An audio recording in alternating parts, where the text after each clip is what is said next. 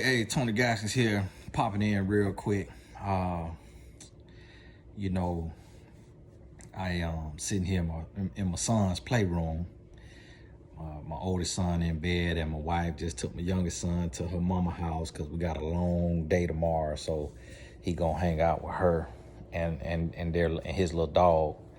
But I wanted to pop in and talk to you on this here channel. I've been doing the inbox at TonyGaskins.com, reading the emails. And I want you to understand, when you come on this here page, listen to me. Like, I'm going to hurt your feelings. I'm going to hurt your feelings. It hurt my own feelings. I hurt my own feelings. But the way I went from being broke, busted, and disgusted to earning millions of dollars in business is by hurting my feelings. The way I went from being a dog and a womanizer to being 100% faithful husband in an amazing relationship is by hurting my own feelings. Because what you got to understand, your family talking to you nice. Joe Osteen talking to you nice. Your counselor talking to you nice. Everybody talking to you nice, and you still with a dog. You still in fornication. You still doing what you ain't supposed to be doing. When you come on here, listen, don't come on here and expecting no soft stuff and you want some. Well, okay, what you need to understand is you have to love yourself. You deserve more. And you need to love yourself, and you need to just look yourself in the mirror and say, I love you. This ain't the page for that. This is not the page for that. Listen to me. And you come on here soft and sensitive, you're going to get blocked. You're going to get blocked. Had to block a woman today trying to tell me how to talk to people. And listen. Apostle Paul says sorrow leads to repentance. You're going to get your feelings hurt. You hear me? And because that's what we need to happen. Because everybody talking to us nice. Everybody talking to you nice. Think about it. Everybody nice. When you change, after your mama cuss you out, just like when you growing up, if whoever raising you, hey, please don't do that. Please don't do that. You like,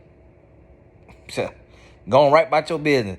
But when you get jiked up and you up on that wall and they don't you ever in your life again, you like, whoa, hold on now. See, sometimes we got to be talked to in a real way that catch our attention. So when you feel that little cringe, I remember when I was a grown boy and I went to church, I'll never forget this. The pastor said, you put your hands on a woman, you mistreating your woman, you is a punk. You a punk. I was like,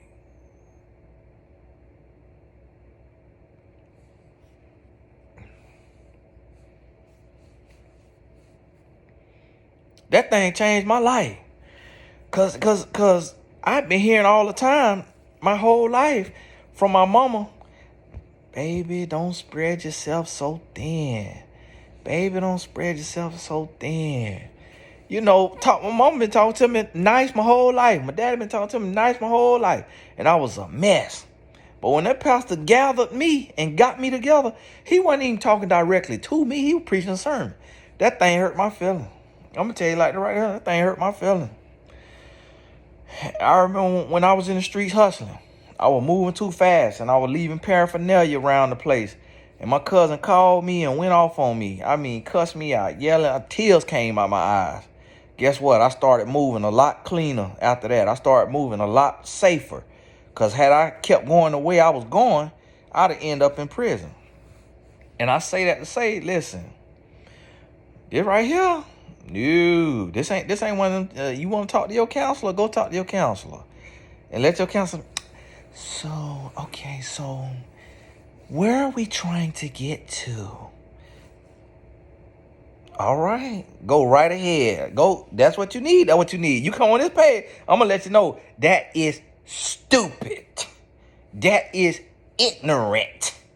I got to be real with you because, listen, where I come from, we don't get nowhere with no little soft pity pat. You're not going to change if people enabling you. And I on one of the videos I did, I think the video from yesterday that says my daughter doesn't like him or something like that. I pinned a young lady comment that I seen. I pinned it, and she talking about working at the bank and how women will come in, and she see women come in and taking out thousands of dollars, 30,000, 14K. A woman was taking out to get to a man in prison. I think she say 30K. Another woman took out. She say the most she saw was $130,000 a woman took out to send to a man who had went back to his country and told her to wire the money. And they tried to tell her not to do it. She wired $130,000 and then realized it was a mistake. It was a scam. They tried to recall the wire. It was too late. Money gone. Listen to what I'm telling you. That's why I be on here going off the way I be going off, because this thing real. And some people, you go to cringing and you like, man, Tony kind of harsh. Man, Tony kind of, talking down to people. Tony kind of condescending. When I'm saying something, I feel it. I feel it too. But I realize I got to go all the way, because with what I deal with, this life and death. Every time I turn on the news, another woman that got killed by a no good man. This life and death, I got to get your attention. I can't be on here.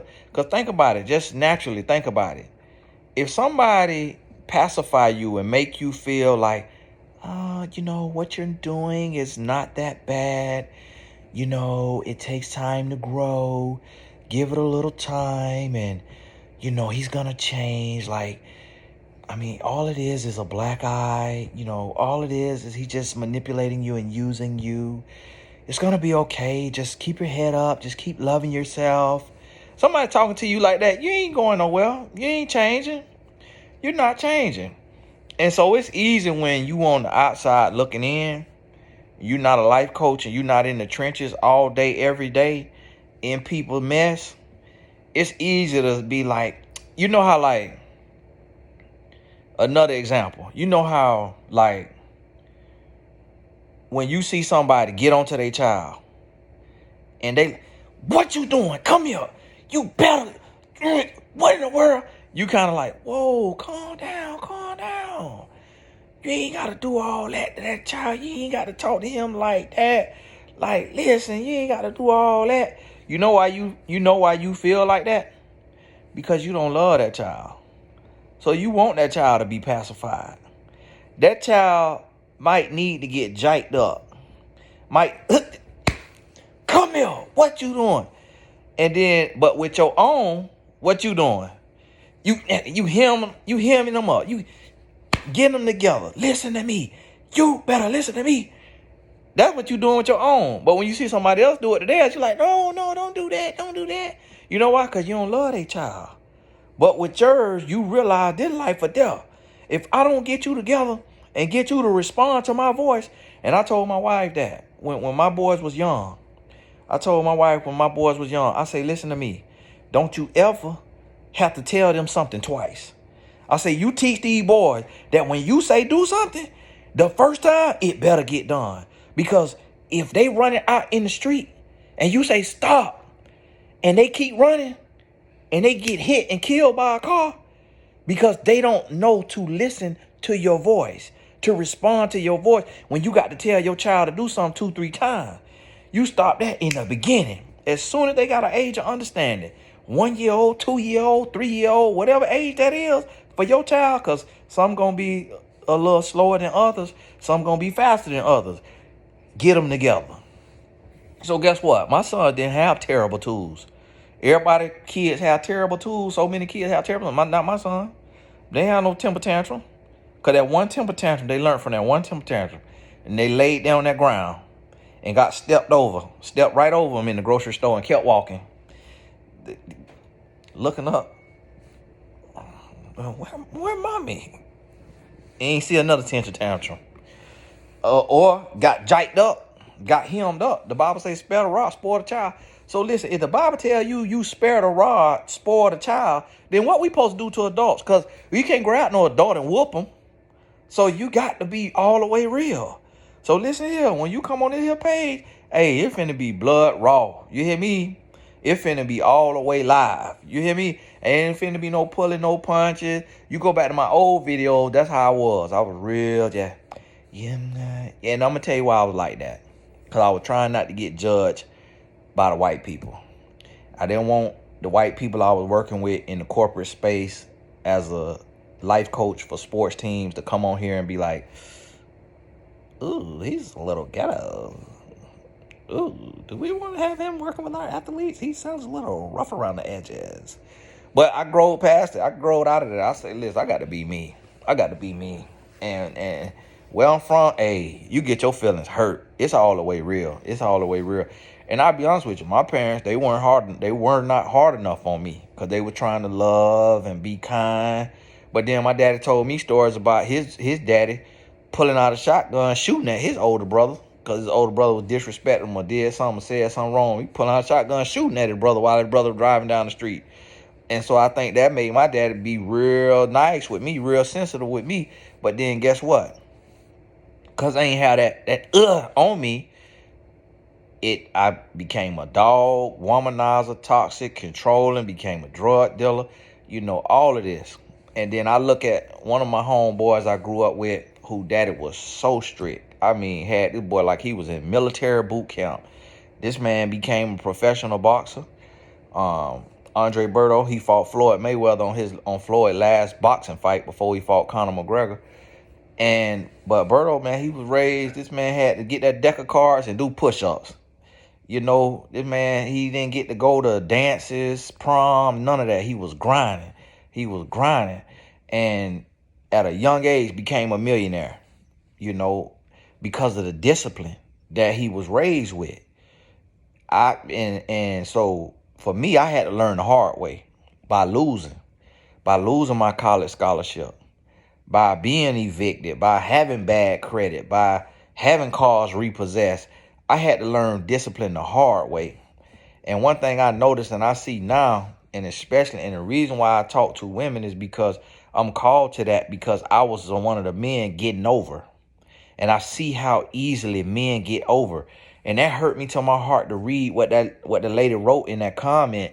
And she talking about this lady wiring $130,000 to a man, sending $14,000 to a man, and I see this and hear this all the time. Like, I done had several women hire me, and women have given their life savings to a man that they just met.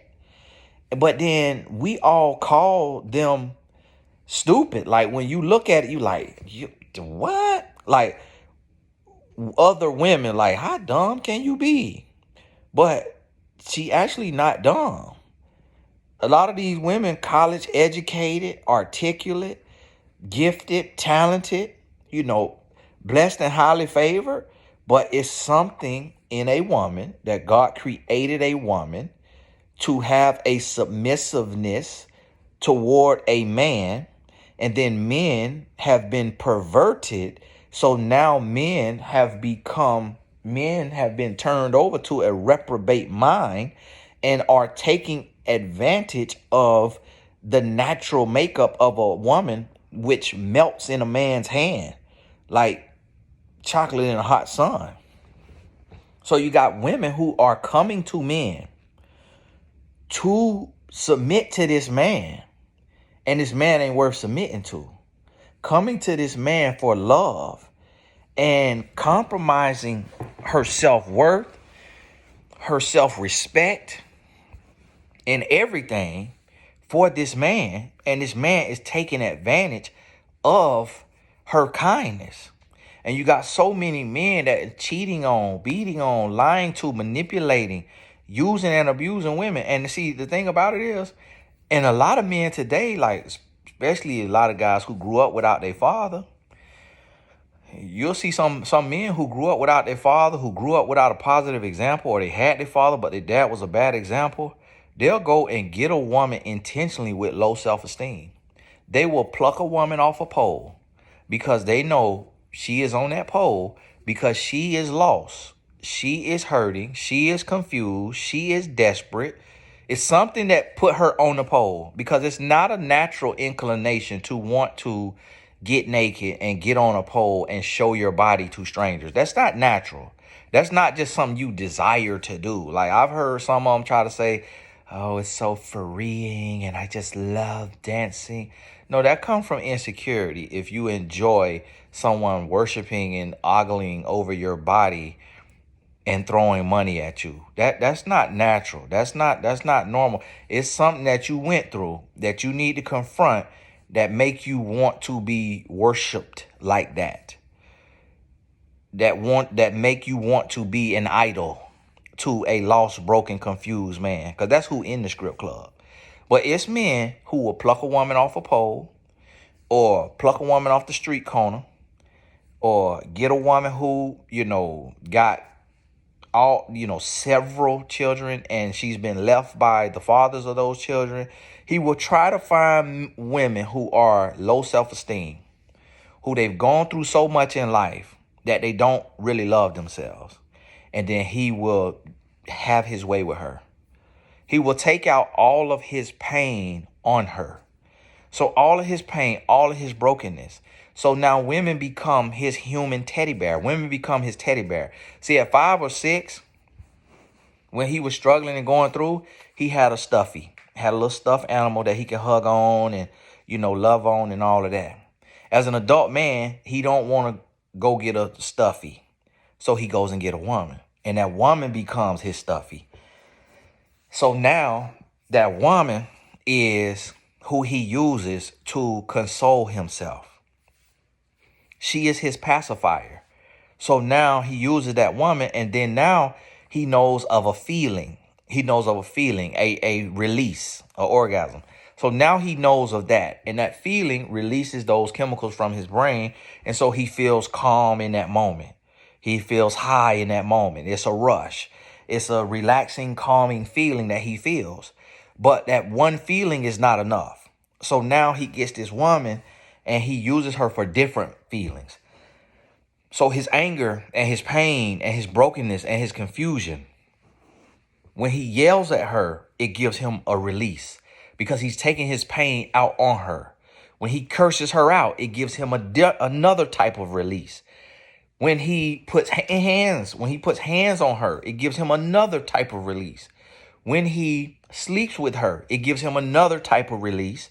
When he has her go and recruit another woman to bring back to him, and he sleeps with the both of them, it gives him another type of release. When he sleeps with someone she knows, a sister, a cousin, a friend, a family member, it gives him another type of release.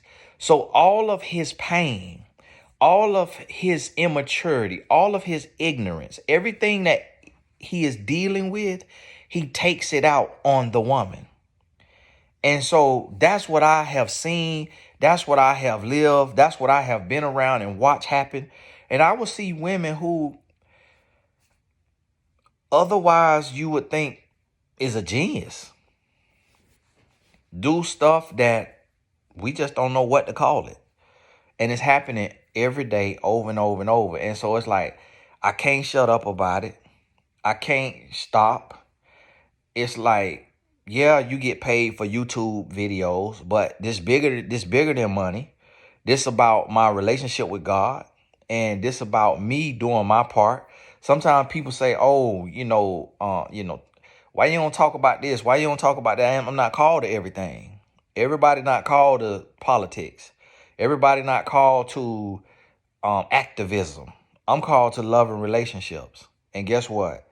Just how you see people dying in the street, you may see on the news a man or woman who their life is taken by the police. But do you know how many lives are taken every day domestically in the home by a significant other, way more. Way more every 9 seconds. So no matter what's going on in the world, I got to stay on mine. I got to stay on what God called me to. And then he called this person over here to activism, to lead the march. He didn't call me to that. You know why God didn't call me to that? Because I'm not built for that. Because I'll be taking a life out there in the street. I don't have the emotional intelligence to be marching. I will be burnt down everything. The police station, the city hall, everything. God knows I don't have the emotional intelligence for that. So he called somebody who is emotionally intelligent enough to lead a march peacefully, the way Martin Luther King did it. That's not me. And I'm not called to politics because I don't believe in any of them. Yeah, all races. Point blank period. Humans are prejudiced. So I don't feel any better about Joe Biden than I feel about Donald Trump. To me, I see the same thing. Elderly, prejudiced white man. I do not think either one of them like me better than the other one. And that's lip service. So I'll let somebody else talk to you about politics and who you ought to vote for and all of that right there. I vote for Jesus Christ. And people don't like to hear that. You have to tell everybody to go vote. I vote for Jesus Christ. You hear me? Because whoever in there, I'm serving God. Whoever in there, I'm serving God. And so what I'm focused on is the foundation of the world, healthy relationships. Because guess what? If the man loved the woman better, then the men you see in power wouldn't be so childish, wouldn't be so ignorant, wouldn't be so immature if his daddy was better. If his daddy loved his mama better, he wouldn't be so broken, lost, and insecure and immature. The men you see in power. So I'm focusing on the home because that's where change starts. When you look at the crime in the streets, you only have thugs in the streets because you don't have fathers in the home. A man with a good father who is present and exemplifying real love with the woman, that son is not going to be a gangbanger.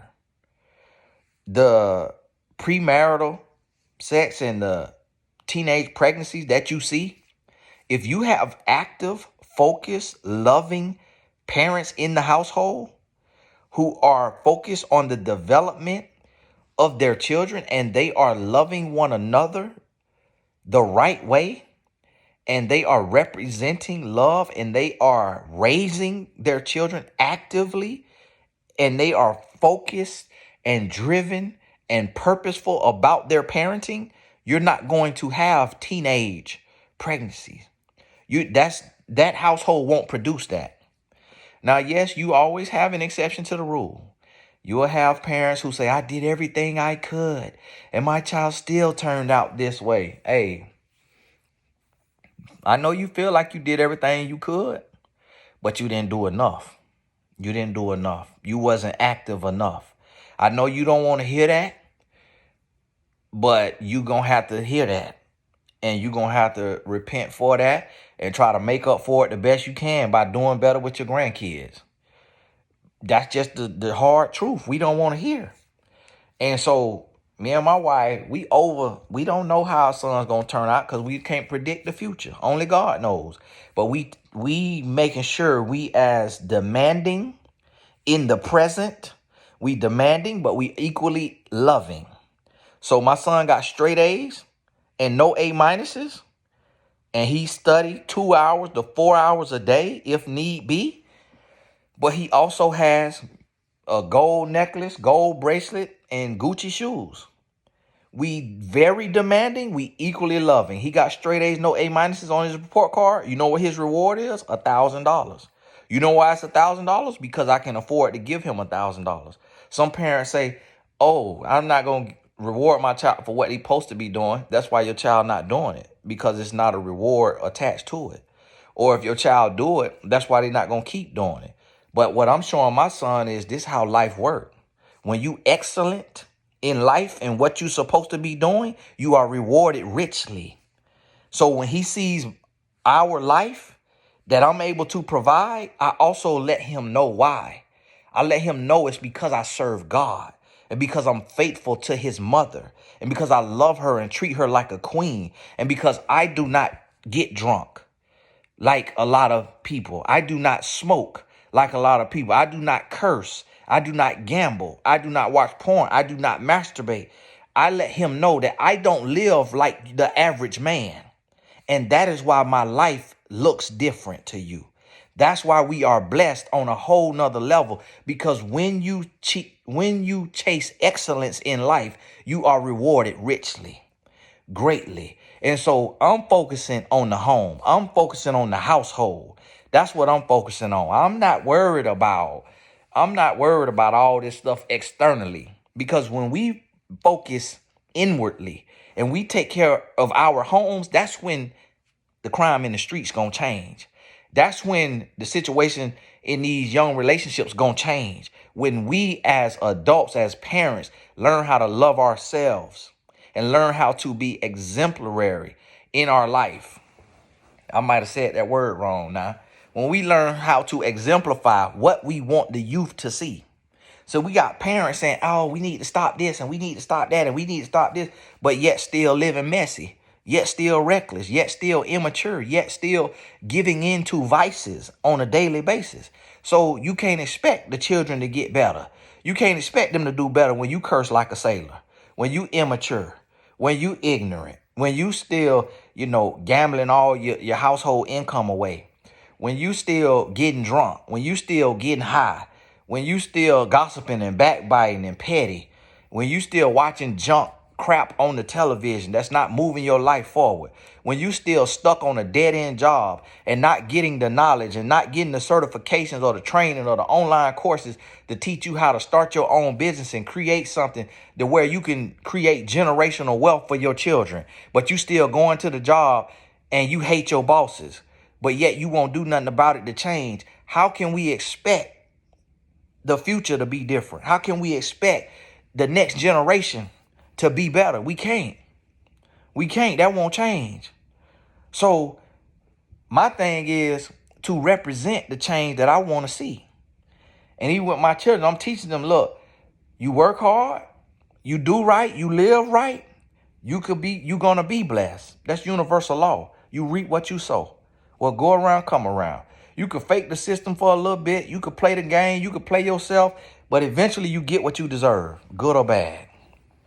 Eventually you get what you deserve, good or bad. Your choice. You pick. So listen, when you come around here, when you come around my page, listen, I ain't got no pacifier for you. I ain't got no pacifier for you. I ain't got no Similac for you. I ain't got no Similac. No. You're gonna have to get a tough stomach, cause this meat and potato. This over here real. It gonna be blood raw. It gonna be what it got to be. Because that's the way I talk to myself. I have to become an excellent husband. Got to. I had to become an excellent husband because I want to raise excellence. I want my lineage. I want the next generation to follow me. I want my lineage to be pure, to be blessed, to be holy, to be righteous, to be on top of it. So listen, I got to live it, and I'm going to write it too. I'm going to put it in a book.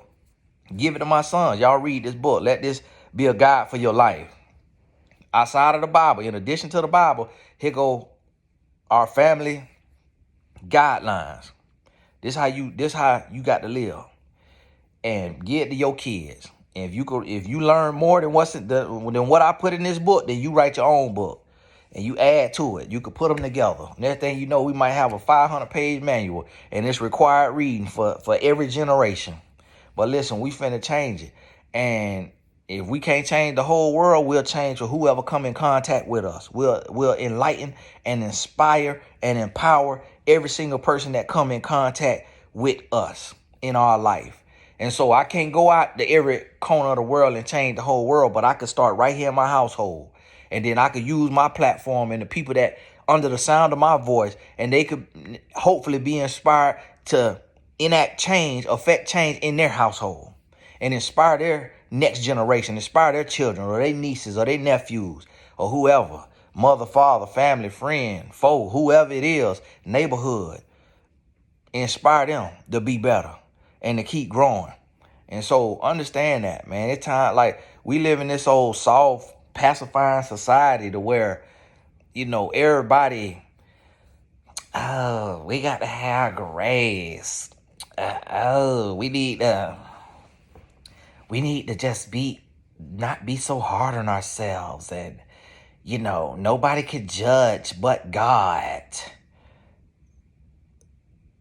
You might not get to meet God because you might be down there with the devil.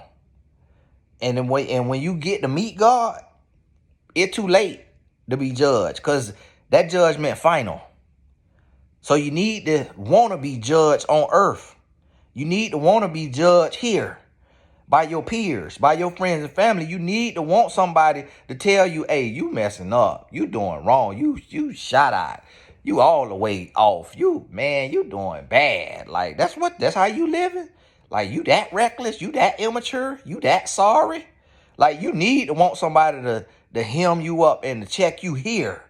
Don't wait on God to judge you. You don't want that. You don't want that, Ralph. You don't want that? No, I want to know. I want to know before I have to meet the Lord. When I meet the Lord, I want to hear, well done, my good and faithful servant. I don't want to hear, all right, yeah, your judgment is eternity somewhere else. I don't want to hear that. That's too late. Oh, no, forgive me. Oh, no, you had plenty of time.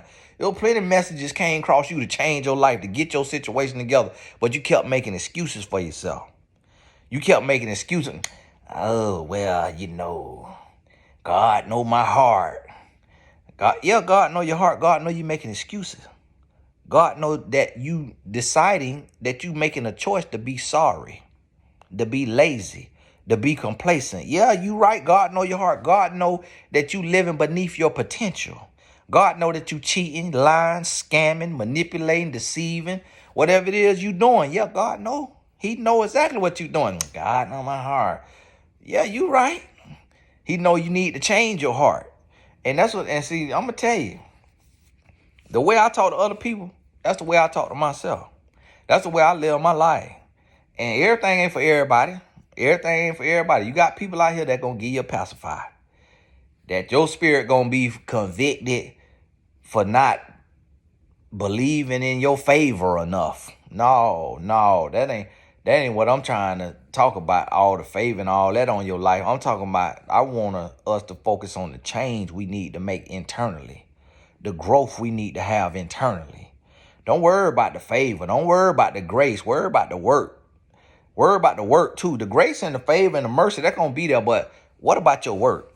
Not just your faith. What about your work? Because if that work there, then your faith dead. So what about your work? What are you doing to grow? What are you doing to change? What are you doing to get better?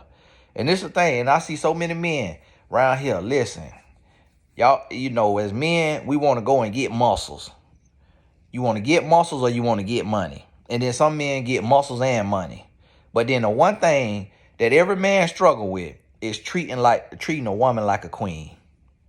Listen, stop focusing on muscles and money and focus on treating God's other creation, your other half, the woman. Focus on treating her right. Then learn how to treat a woman like a queen. Then go get muscles and money. Men worrying about muscles and money and can't manage a household. Out here, muscle popping out the shirt and can barely manage a household, manage a relationship. Got money coming out their ears and can't even keep a wife. Can't even please a woman. But out here with all kind of money. We're worrying about the wrong thing. Men so focused on business. When you look out here on the real, you might count 5 relationship coaches, male relationship coaches, because men don't want to confront that. But when you look out here, how many men talk about money, getting money, building business, streams of income, motivation, all of that? But who talking about, how many of us want to talk about where we really struggle at? where we really struggle at. Once you learn the system, once you get the blueprint, men know how to make 6 figures with your eyes closed. I don't leave home. I don't leave home and make 7 figures. So that right there, I realized that right there, that could be done. That I ain't got no staff. And don't leave home and earn 7 figures. But what's the real challenge for you as a man? It ain't about money and muscles. I could do 500 push-ups a day and have muscles. I don't even work out and still got a little muscle and barely work out. I be skipping. You can talk to my trainer, man. I be having all kind of stuff. I got this meeting, that meeting. Hey, I can't make it to the gym. I'm like, I can't make it to the gym. And still can find a muscle. Still can find some money. But what's the real challenge? The real challenge is taming that lust in your spirit. The real challenge is learning how to talk to that woman with respect. And respecting her and not taking your pain out on her, not taking your insecurity out on her, not taking your immaturity out on her, not taking what you lacking in your voids, everything you done went through from your daddy, from your mama, not making her pay the price for your pain. That's the real challenge. Learning how to find one woman and love one woman and be faithful to one woman. That's the real challenge. And the crazy thing about it is, and now here go the other things. Women will act oblivious. I don't understand how that's a challenge. Is you in a happy relationship? Is your best friend in a happy relationship? So what you mean you don't understand the challenge and how men struggle with it? Do you not see the struggle all around you? We're becoming acting oblivious. Like men just got it so easy, and it is so easy for men to master that part of life. No, it ain't easy, but it's possible. It ain't easy, but it's possible. Why isn't it easy? You got to talk to God when you meet him. Say, Lord, why these men so shot out? Why these men so backwards? Why these men just so nasty and cheating and lying and manipulating? Like, why happy, loving, healthy households were not the norm, Lord? Why wasn't that the norm? Like, why we got to look far to see a faithful husband raising his children in the home with their mother happy and healthy and whole? Why can't we see that all around us?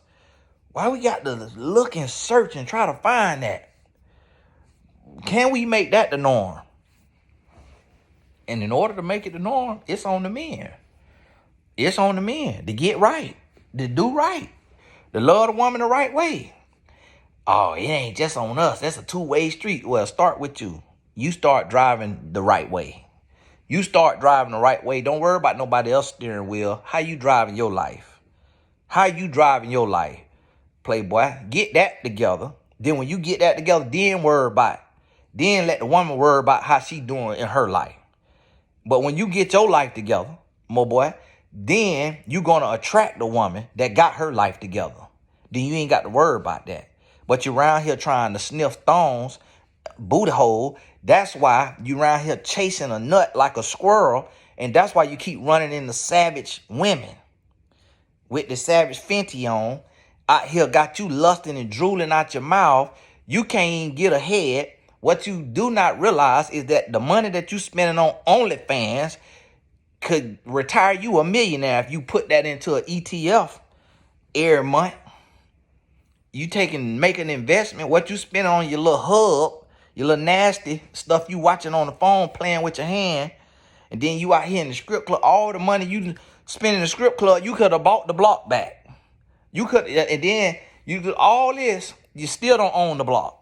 But then put all the block money in the strip club. And then want to holler about black economics, but you in the strip club. And want to holler about black money. What you in the strip club? You subscribe to a nasty site watching pornography.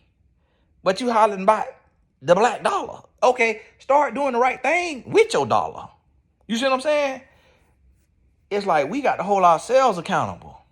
We got to hold ourselves accountable. And when I had to get real with myself, that's when everything changed.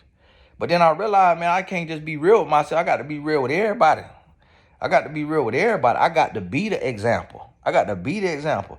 And so, listen, you gonna watch me sacrifice. You watch me sacrifice. The people close to me, they watch me sacrifice. They watch me change, and then they watch me shine. But don't look at the shine. Don't look at the blessings. Don't look at that and ignore the sacrifice. If you see somebody's life who is blessed and peaceful and happy, you got to look behind the scenes and say, why?